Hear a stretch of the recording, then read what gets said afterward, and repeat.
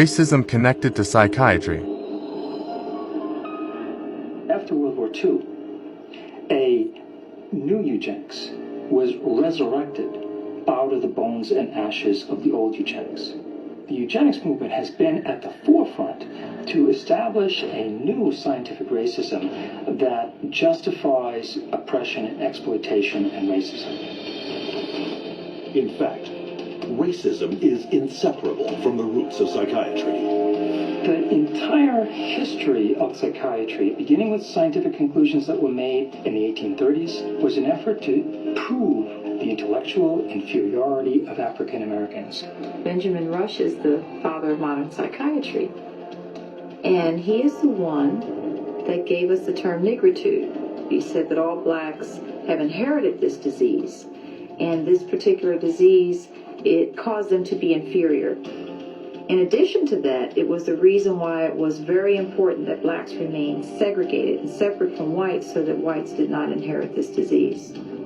Asserting that negritude was a form of leprosy, Rush justified segregation as a medical necessity. And that became an argument to continue slavery. The fact that you have brutalized a whole group of people had nothing to do with that.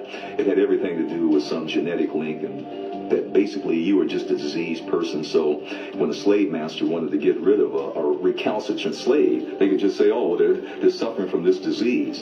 Drapetomania, that is the name of the mental disorder that was contrived by Samuel Cartwright, who said that blacks have a mental disorder if they had a desire to run away from slavery. Running away became such a common problem that psychiatrists attempted to give that a disease. He says, but there's a cure for that. And the question was, well, what's the cure for that? Frequent whippings, frequent whippings.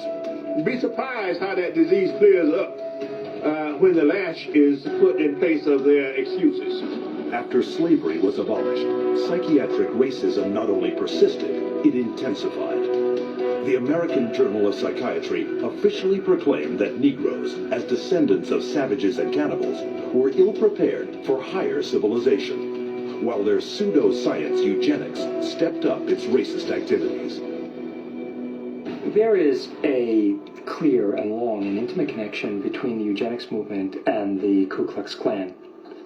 Harry Laughlin, who was the Carnegie Institution's director of the Eugenics Record Office, had a close relationship to the Ku Klux Klan through the publication of a book called White America, which was written by a major Klan leader.